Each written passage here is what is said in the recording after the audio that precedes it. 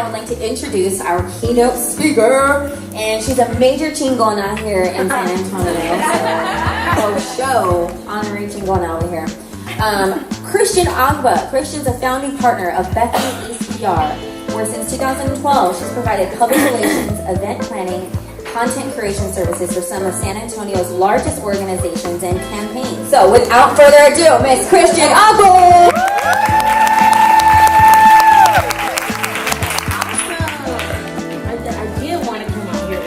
I didn't get my bars together. And then that whole Beyonce album just completely slayed everything that I was trying to do. Y'all, did you hear her say, put some respect on my check? Seriously, I wanted to start with, okay, girls, let's get information, but put some respect on my check. It's the new hashtag for the day. So, I am so grateful. Thank you so much, Hustle and Socialize team. Y'all did a fantastic job. It's a sea of beautiful women. And that's awesome. You guys are so breathtakingly beautiful. It doesn't make a lot of sense right now. I don't know how to define this moment later on. We're going to figure it out. It might be with those bars that is missing from your presentation. So, greetings. I'm Christian Reed-Ogba, and I have been living in San Antonio for 7 years. And I am lifting myself up. And that's what this entire talk will be about. How to lift yourself up. Lift yourself up, girl. We're bra strapping our business. But this talk right now is about how I got to strategize my pickup, my pull up, but the strategies that I utilize to encourage myself to keep going. I am born and raised in Detroit, Michigan. I'm a Wolverine, so I'm at the University of Michigan. I'm a former procurement executive for Blue Cross Blue Shield. For 6 years, I was a procurement exec where my only job for the first 2 years was taking the executed contracts, the contracts that were signed by our corporate attorneys, and the contracts that were signed by the vendors, and reading line by line and making sure ain't nothing changed. Like, that was my job. Can you imagine? I mean, that's the definition of that is like pushing paper. Like, that was my finger. Like, that was my job all day, every day. You know what that job taught me? Patience. It also taught me how to write legal language, almost word for word. I left that job typing 94 words a day. And we're going to talk about our lesson list, what everything taught us, all these jobs that we've had. Because we've all, who feel like they've had every job? I've had every job, literally. This is stuff that we're going to talk about in this little presentation, so we're going to talk about that. So, aside from all of that, aside from winning my 8th grade oratorical contest, this is my first ever keynote speech. So,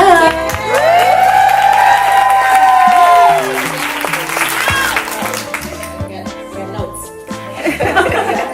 So, I want to talk about self-propelled trajectory. It's lifting yourself up with so much force that nothing can stop you. Nothing can pull you back. Nothing can halt you. Self-propelled trajectory is what you need in 2018. Because this is all you. Everything is you. All we hear the stories I do it myself. This is not going to be a sob story. This is going to be a story of what the lessons your sob stories tell you. Your teaching. This chat will share my personal strategy and moving to a new city, knowing nobody, in a new culture, in a new community, in a new industry, because I was in procurement before, and before that I was a graduate student. So, right? New community, new industry, no network. No network. Can you imagine not having your friends? No network. My closest network member was my 80-year-old aunt. She ended up working for me for about a year and a half. And when she did, y'all, nobody was late on a payment.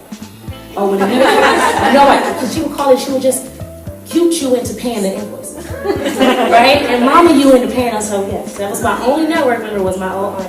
She's sitting around, she'll come, she'll see her at reservation tables and things like that. So to a place where I am now, where I have a successful network, a fantastic network, and a successful business, because they coincide, they go with each other. So Uche told me, and I can do this clicking. All right, so the first thing I learned in San Antonio, being a young black long dreadlock wearing girl, was that not everyone is going to want, accept, or know how to receive your energy. Make peace with that and keep it moving. I looked the most different when I got here. I had very long dreadlocks and I was hood. I was so hood. That's how good I was. You can laugh at it now, but okay, so word of advice to you all, which is my number one word of advice. You don't take advice for just any old body.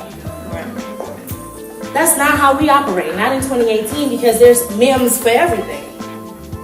And half of them be people that are struggling more than you. So you don't take advice from any old body. You become, okay, you become your own mentor. You give yourself permission to become your own mentor by learning from the success and the mistakes of others and being intent on being optimistic. I can do this. I can do this for sure. This is nothing. Observing. Oh, I see they're trying to do this. Or I see that they built something. That's cool. The industry is opening up. That's awesome. There's opportunity around. There is spreading across. Blurbs are growing from little blurbs to now full-blown articles. The industry is changing. I'm observant. And then, of course, being considerate. And let me define a little what I mean when I say considerate. Considerate does not mean that you're a pushover. It does not mean that you're just so nice to everybody. Considerate means you provide the feedback without the shade. You provide the feedback without the shade. You provide your ability to be in a space without having to take it over. That's consideration. You give people their moment. That's consideration. Being considerate means you understand that folks will make a judgment of you before you even say a word, and it's up to you to do the best that you can and not allow that to stop you. That's what being considerate is, right? There's a place for everything, but you don't have to put them in their places. That's considerate, right? So as we talk about how I move forward in being Christian Reed-Ogba, I was not as considerate as I needed to be. I was not as prepared for being considerate as I needed to be. So I jumped into researching my industry, researching where I wanted to be, what I wanted to do, where I wanted to be, where I wanted to activate myself. And that leads me to a little story. So whenever I speak and talk, I can only do it anecdotally. I can only share with you some stories. So I began to do some market research on what public relations meant in San Antonio, but there was no market research for that, so I got a keyword search. I began to read everything I can to go and put together a keyword search. Being an avid reader has definitely assisted in growing my business. And when I'm saying I'm not reading, I love a good self-help book and I love a good, storyline, but at the same time, a newspaper. It's amazing how many people do not read the newspaper or the business journal, Fortune magazine, things. How many women do not read those because they're not pink? That's what people think. They don't read them because they're not pink. And there's business books for women. I want to read the business books for men.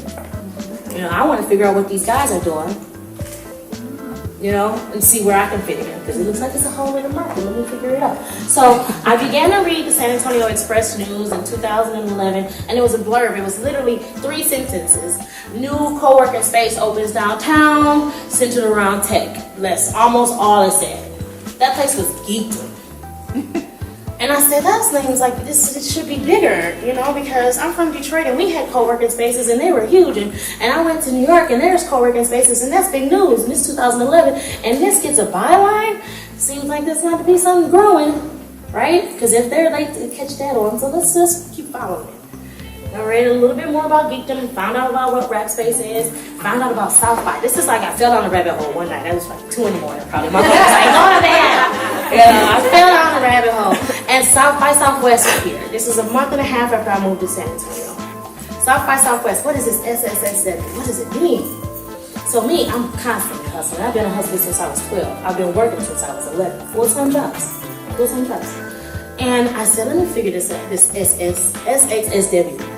And somebody at Taco Cabana had told me they say South by Southwest, because I just went to Taco Cabana every day because I thought it was a good, authentic Mexican food. I didn't know nobody. I didn't know about Taquiera No. 9 off of Fredericksburg. I was going to Taco Cabana like, what, $1.50 for a margarita? Great. Okay, so I began to fall out and I go and I said, all right, South by looked like it's got a lot of people going there. how can I hustle? How can I figure out where I can get some money because I'm here, I'm broke, and I have no network. It's time for me to get started. So I went on Craigslist and got introduced to the brand ambassadors, how people was paying cash for you to come out and just pass out like boxes of cereal, glasses. I passed out newspapers one day. It was my job to open doors and say, have a kind day. It was for the kick dab. And so I went to South by and I began to work these little jobs and I got a little motel. Y'all, I was wild. So y'all wouldn't probably want to do this. I got a motel off the outside of Austin so I can make me some money. And I had my plan. I planned it out. After I run one campaign, participate, get the cash from that, buy gas, then get another campaign. I would go to HEB and get my food. And in my Motel 6 was like a little kitchenette and everything because I was really in a space where I had to hustle up some dough. I was not about to be living with my 85-year-old auntie for too much longer. I came back to San Antonio with about $4,500. After 2 weeks of work, I was killing it. I did not sleep. I barely ate. I was murdering South by. I mean, I had every brand ambassador thing that you could think of. My aunt almost kicked me out because she thought I was doing other stuff. We're going to talk about how we trust each other. So I shifted the way I pick myself up by really finding that research and falling down that rabbit hole and falling into an opportunity. While I was there, I also got to network with some San Antonians. A gentleman by the name of Alan Weinkrantz. He was an early social entrepreneur. Worked closely with Rackspace and with Geeks, and he even worked here for a second. And he was building a space, and bless his heart, rest his soul, he passed last year. But he connected me. He saw something in me. He connected me to another entrepreneur and set my name in a couple rooms and got other people familiar with me before I even got there. Just by putting myself out there to take an opportunity to the next level. Just by talking and making eye contact. Just by saying, hey, how you doing? This is what I want to do. This is my plan. And he didn't mind it. He didn't mind listening. I think he was learning from me. I might have been one of his social studies, but he didn't know. So you're going to introduce me to some stuff. And it helped me to self-reflect a lot. This is where I came to the conclusion that I was good. Because in Detroit, I wasn't good. In Detroit, I was like sweet, nice Twitter girl. But in San Antonio, I was in the ghetto, so whatever. So, self-reflection literally changed my life. It helped me to optimize how people saw me. It helped me also to optimize how I wanted people to see me. From the pre-judgment moment, it helped me really to organize a method of talking, a method of engaging, a method of just receiving opportunity. It opened up a lot of my receptors. So I had to ask myself when I started doing this, and I want y'all to practice it with me. We're going to talk to ourselves. How many of us do it? Do we all talk to ourselves? Some of the best conversations I've had, y'all. I wake up in the morning like, dang, that was a lit convo. That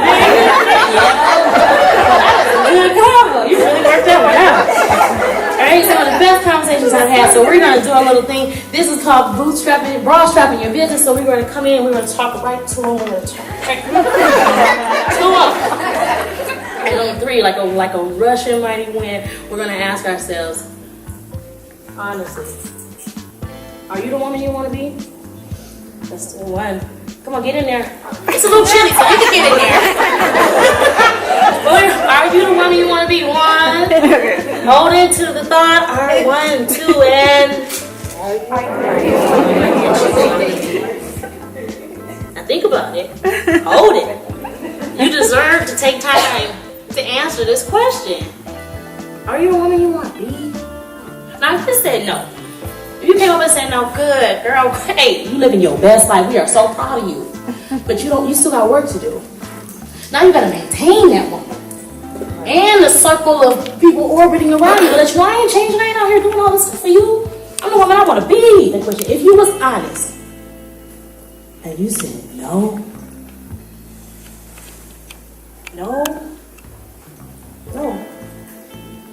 I want to be Michelle Obama. No, like I want to be Tracy Ellis Ross, Olivia Pope. Right? That's what I want to be. So no, if you said no, how do you figure out how to be the woman you want to be? You gotta check yourself. Because ain't nobody gonna check me. Who gonna check me, boo? Me. I'm the only one that can do it. You're the only one that can do it. Right? If somebody else check you, what she know? They don't know. Right? That's that hood, right? Don't even try. No, you gotta check yourself. And these are the things that I had to check. I had to check my magic. Right? In San Antonio's 90-degree heat. 3-foot long dreadlocks ain't the best idea, y'all. All my shirts was rolling down the back, just sweating, walking around with hair just rolling with water. I had to check my privilege, because we all have a little privilege. Oh, no. I had to check my privilege. I had to check my bias, because that's a real thing. That is when you get real with yourself. When you think that somebody can't do something that you can do or that you need them to do because they're so different from you that they can't possibly do it, check that bias.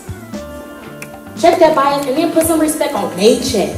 Because they probably have to work hard. I've met some suburban grown, urban hip-hop publicists that's killing the game. And you want to look at them like, nah, you can't do that, girl. You don't know Royce the 5'9", you don't know, all the rappers, and you don't know Short. And I'm like, yo, the only rap song I know is Fresh Prince of Bel-Air. We just seen it. I had to check my humility, and I've said this a number of times, my humble ain't your humble. I had to check the fact that we need to make sure that we define these things for ourselves. So my humble ain't everybody's humble. My humility is not everybody's humility. When you're telling somebody to be humble, you're not recognizing where they came from, where they organized their time, what the accomplishment literally means to them. Right? Women should never tell another woman to be humble. For what? And what does it do for you to tell somebody to stop talking about themselves, what they know? Not a thing. We'll talk about it in a second.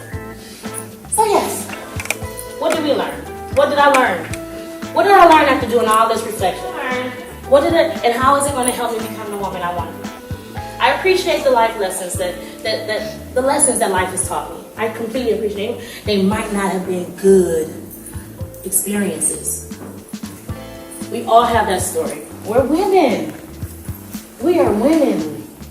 Stuff comes at us, and they even make a saying, the chivalry is dead. Nobody's coming for us. Nobody's coming to help us. We gotta help ourselves. We're seeing that now more than ever. Right? Nobody's coming to save us. So how do we use the lessons, the experiences, to make it to build with us that we are the women that we want to be? Right? I created a lesson list. I ain't gonna lie, on my lesson list is a line that say, I can take a punch. And I love that line. I love that line because it doesn't have a context. It doesn't have, I don't know if I was fighting in the mall. I don't know where I got that from, but it says I can take a punch. And that was something, and there's no date on it. A lot of them have date, and then I don't know what I was thinking when I put that in my lesson list. A lesson list is literally a spreadsheet of everything that I've learned since I started recognizing that I was learning. Right? Since I started recognizing that things were being taught to me without me knowing, without me sitting in the classroom with my pencil on the side. Things were being taught to me silently. I had ghost mentors. We'll talk about those. So, sorry, my lesson list. I honestly and I consistently update it with new lessons that I learn every single day. Every single day. I build opportunities when I research wins. That means I didn't focus a lot on my losses. I didn't focus a lot on my failures. I researched the times that I won. New York Life gave me a fantastic award, and I had to, I kept saying, I don't know where I got it, I don't know what I got it. And then I look back, and I built an amazing newsletter that goes out to 4,000 people a month. And then I sit down and I realize all the people that I've mentored that never paid me a dime. And then I said, I have taught classes at Trinity and UTSA. Hell, I got dropped off somewhere and I built an entire life. I researched my win. And I understood a little bit more every time I did so about myself and about what other people see in me and about what I can give and about how I can receive. I began to learn a lot more as I began to share more. So we're getting into how do you take your network from the space where you got something to share controlling it and making sure that sharing don't come back on you, right? Because there's people that won't want you to necessarily succeed. It hurts to even say it. So like, who has time to not want me to succeed? It's weird. Like, okay. So it got me to my detect and delete phase, and I want y'all. My detect and delete phase was how to detect for yourself and protect yourself. Because they're not coming to help us. We got to do this all either all together or all on our own. But it's got to be done. They not coming. Whoever the days in the book, they ain't coming. All right. When you're down and out or you're up and coming, your biggest defense might be your back. That's all you get. I might do a little twerking for you if you throw some dollars. I got a cookie. Right? Detect when people are using you more than you're using them, more than you have that ability, more than that camaraderie. Right? Detect when your vendors are taking advantage of you paying fast. I had some vendors that really took advantage of that. I was holding some businesses up. Detect when your family's request to help them with their businesses is overburdening your schedule. They'll see you on the rise, take me with you. I got that same idea, girl, let's do it. Detect how quickly your new friends involve you in their problems. I don't make no friends close to the first. That's how you end up paying somebody rent. I don't make no friends close to the first. No, they got so many problems on the 29th. My God. Did you not know you were going broke on 15th? Opportunity is contagious, y'all. But it's also confusing, convoluted, and creative. So you have to be able to detect when you are not in the space to grow. You have to be able to detect when people don't have the right forward-moving thoughts as you, the same forward-moving thoughts as you. Because you can't say it's right or wrong. You want to be a swimmer, you want to be a swimmer. You can't say it's right or wrong. So here's the thing. I got to tell you a story, and y'all help me detect who is the wrong one. Right? Here it goes. Let me see. Oh, yeah, here it is. How new friends become new foes overnight. So I'm new to San Antonio, making my way downtown, walking fast.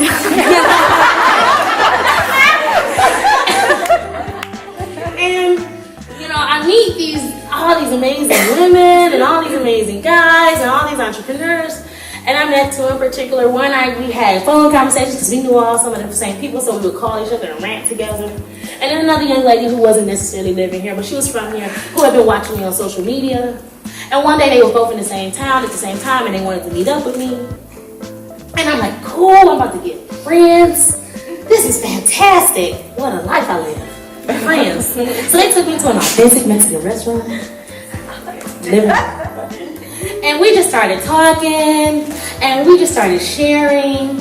And I have been researching everything, researching all kind of people, all in the business journal, all in the Express News, research. So I knew of people that they was talking about, but I didn't know them specifically. So all my comments could be like, oh, well, I seen that she invested in this for this percentage, and that's not good. Or I seen that he did this and got that contract and didn't really pan out, and I don't know if he's a good business person. So that was all my comments. I didn't know these people at all. The next day I wake up, I get a phone call. Girl, did you say that so-and-so was shady?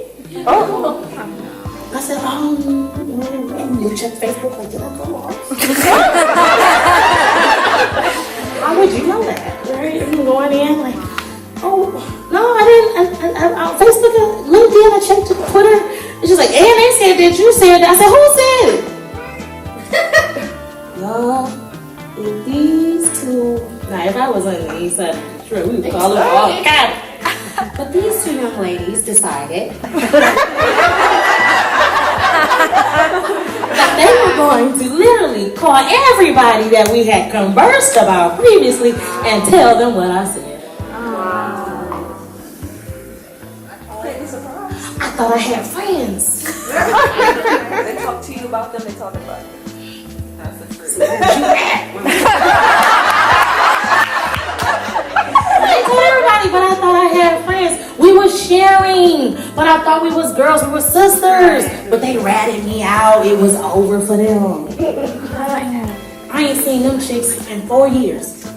5 years. I ain't seen them in 5 years. But they set me back. They set me back with people I didn't even know. Who was wrong? Me and my big mouth? Yes.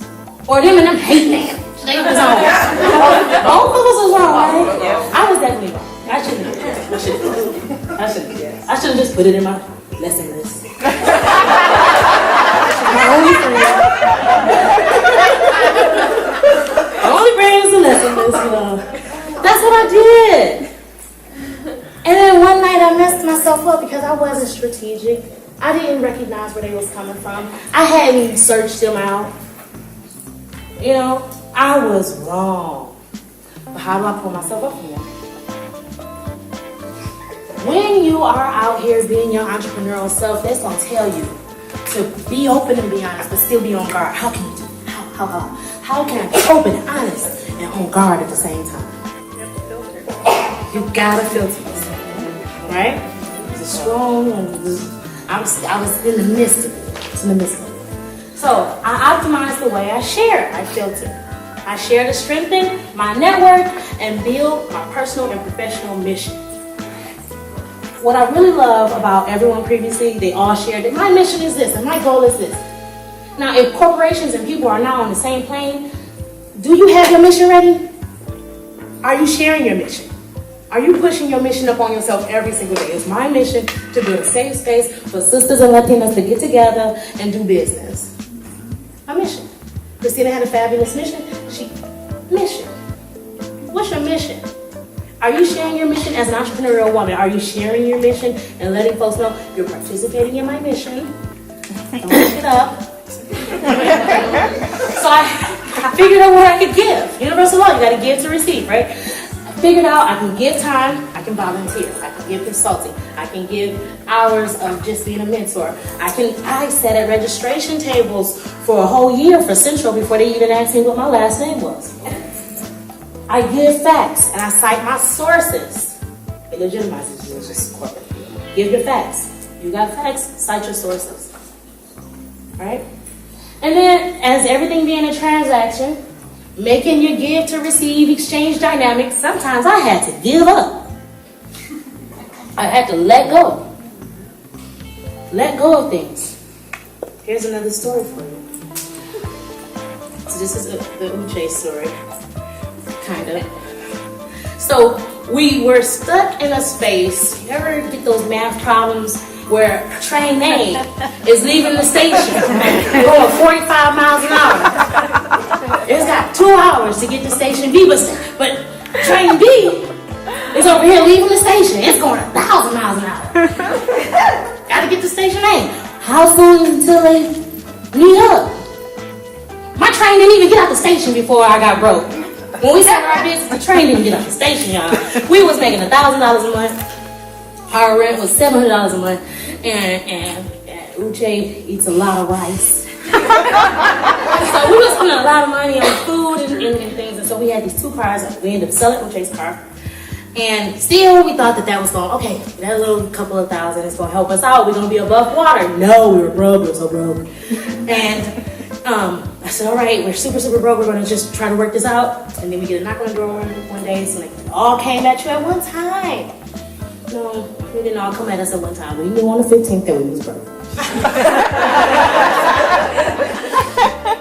So the guy comes on the door, he goes, I'm here to pick up the Mazda. My car was being repossessed. This was the ride that we was using to get to all of the little networking events as we were trying to make our way and build this little business up. Our car was being repossessed. And I had I'm like, yo, just give me a day. No, ma'am, you was hiding this car for 2 months. You knew to take it. And I wasn't even on I can get cute real quick and really talk about. No, I was suffering from the flu. It was a bad day, I remember. And so we pull everything about the car, and for 2 weeks they told us you have 30 days to come and get your car back, so go get your bread up and get back with us. I'm working and doing everything. We're on the bus and we're still trying to work and be out and open and be influencers, so we're on the bus shooting videos like everybody is Team Ogba. We out here in these streets learning about San Antonio.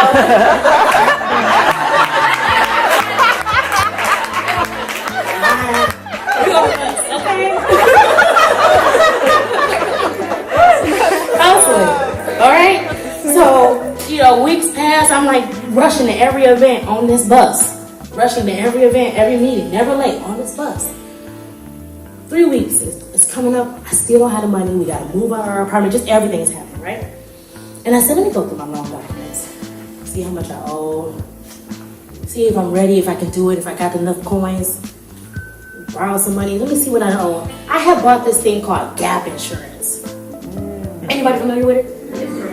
Apparently, I had paid for it 2 years before, and it stated in there that if my car was ever taken, totaled out, if the bank ever came and got it, I could just walk away. I could walk away. I could walk away from a whole debt.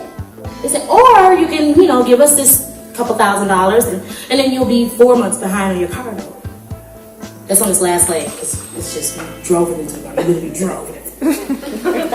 So I was like, we got a call from VIA. They wanted us to come to an event that they were hosting. I let that car go. 3 years later, I've hosted 7 events for VIA Transit. I'm in a VIA commercial. They introduced me to the whole board. I've done business with almost everybody on the board. Right? Give up. Sometimes you gotta give up. You gotta let it go. I could have been still driving around here in the 2012 Mazda 3 with new tie rods. That's all I had. New tie rods. Right? All used tires. That was fun, right? So here's my rule on double tapping and deleting, because we're all in social media. I'm jumping. I'm not even gonna say what it is. This is something I added in last minute because I want you all to know that the internet and social media is a tool for inspiration, disguised as a black hole for misinterpreted adoration, misplaced adoration. It can inspire you, but at the same time, it can tear you down. It can have you looking like someone that you don't even recognize, right? And I've been on both sides of this, and y'all all seem very nice, so I'm pretty sure you're not jealous of nobody. Right? You don't look at nobody and say, she keep doing stuff, man. Right? That's not what we do. Not us. Not us, dog. Right? So I had to ask myself, if I can't double tap it and be proud and give a girl a little yes, I gotta get it out of here. I gotta delete it. I gotta stop following that. It's making me do something I don't want to do. Compare myself to other people. That's the last thing I got time for. Ain't nobody got time for comparing. No one has time to build yourself into a competition where literally ain't nobody competing with you. Nobody's competing with you. Nobody is doing it. Everybody's running their own race. Nobody's competing. We just so happen to be on the same track, but ain't nobody competing with you. So I had to mind my business and double tap or delete. I hope that's something that y'all can do. Yes, thank you. Double tap or delete. If you get mad, delete. If you get happy, double tap. Double tap Instagram is when you see the picture that you like. I double tap other people's screens, so don't stand next to me on Instagram. I double tap stuff. Right, there we go. And that was the text and deleting. That was what was fun. I got something for you guys. I think right now we're going to shoot it into some visualizing. Do we all visualize our success? Yep. Yes. Do we all vision board? Yes. Yes. If you were to stop here and think about what your success looks like, give us a second. Let's close our eyes. Our success looks like, we see it, right? It gives you your focus. Tells you right where you're supposed to be. This is where we sitting right here, right? But when we do focus, when everybody defines focus, they say this. Tell me how that works. You can't even see nothing to the left and to the right. And I know from fighting the streets, like, hey, you gotta see what's coming up. Right? I know from corporate America, you gotta see who in line with you. So how is this focus? But this is where we're supposed to be. So I'm thinking that focus is now the horizon of everything in between. I dare myself to lose focus when I'm looking at everything that's happening around me, when I'm observant. When I am observant, you can't lose focus. What does broadening your focus mean? It means you gain industry perspective. You can better determine where you sit in your industry and how to make a change, how to build yourself up as an authority. You get perspective. When you're here, you don't have perspective. When you're here, you're just somewhere looking at something. But when you are here, you gain perspective. I'm in a room full of women. The power is just dripping off of y'all. It's super fantastic. I feel great, right? You level up your services and your consumer audience. You see everything, right? When you change into a broad perspective, you engage with collaborators. You got people coming at you that you're like, hey, you look, we got complementing businesses. We have campaigns that can co-work. I got a network of these type, you got a network of that type. What happens when you bring them together? Let's figure it out. Let's see. You really create an opportunity to open yourself up, right? And you become an active network. That's what happens when you have your broad focus. And I like this because, you know, broad, I use the term broad. Broad is broad is broad. It's one of my favorites. But your broad focus. No more of this. This is nothing to us. This is, I wish you would try it. This though. You got that. You understood that. You've seen that in the book. Wish you would. That's what that is. That's nothing. This though, right here. Read it. Girl sitting up, focused, ready, open, right, and consistent with it. I think I'm doing all right. Talk to yourself. Woo! All right. Now, last thing, or my last strategy is optimizing surprises. Now it's questions. Now it's time to ask yourself some more questions. We self-reflected already.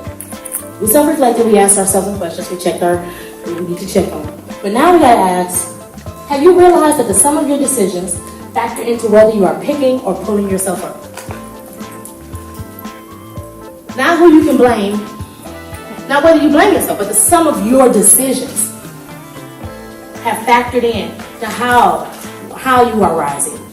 Picking yourself up means you've been laid out somewhere. Pulling yourself up means you might be standing, but you're moving. Each time you're becoming vertical. But have you realized that the decisions that you've made can affect whether you're picking yourself up or pulling yourself? Why would you ever operate without a plan? What are the reasons that you will operate? And when I wrote this question, I tried to answer it and being optimistic and observant and researching my industry and networking and being considerate. I ain't find that one reason why I would operate without a plan, without an end game. Right? All of this is coming into play. Who's working with you? Who's working with you? With you. Not against you. That's not a thing. No one is working against you. They're working for themselves. No one can work against you. Who's working with you? Meaning people, network members that you have found. Y'all have been complementary to each other, moving in the same trajectory. At any moment, you can sway. But also at any moment, you can cross paths. But you won't block. Who's working? Who is that person? Those persons, and again, it can be ghost mentors that are working with you. It can be momentary. It can be permanent. Who are those people? What investments have you made to ensure that things that can go wrong won't go wrong? Why would you operate without a plan? When you make decisions and investments in things and correcting and self-correcting before you can find fault, you will find it easier to pull yourself up. Way easier. And do you let rejection stop you from moving forward? Rejection. He laughs at it like, as if you can tell me no. Right? My thing is, if I hear a no, I'm talking to the wrong person. Right? I need to talk to somebody else. Did you let rejection stop you? Why would you let rejection stop you? You have a plan. You have a plan. And let's see, what am I talking about next? Don't let life surprise you. Optimize your surprises. Life should not surprise you when you answer your questions honestly, and when you're consistently updating your lesson list and you're figuring out how to be considerate to the many types of people that will come across your path. Life should not surprise you. Did this really surprise me is what I have to ask myself, or is it a lesson I wasn't prepared to receive? Is it a surprise? Or was I just not prepared for that lesson? Did I just not do enough research? Did I just not look hard enough at the task, at the project, that this is not a surprise, it's just a moment where I wasn't prepared. So in those instances, we stay strategic. You still need to show that you're capable. You use your lesson list. You've been dealt with worse. I like to tell people, I done fought bigger. Just a little. You know, you are ready for this. No matter what can come, it's all, you're here now. So you can be ready for anything. And you discourage the discrepancy. You must have you messed up and you thought that was going to stop me. Now I'm going to have to show you that me and all the people like me can do it and can do it better. I'm going to discourage that discrepancy. Don't get me twisted. Don't twist it up. Not unless you a tight fade and a dreadlock. Put some respect on my name. Right? I think that is about it. And I appreciate your time. And I hope that I was able to share some fun stuff with you. And I hope that y'all had a good time.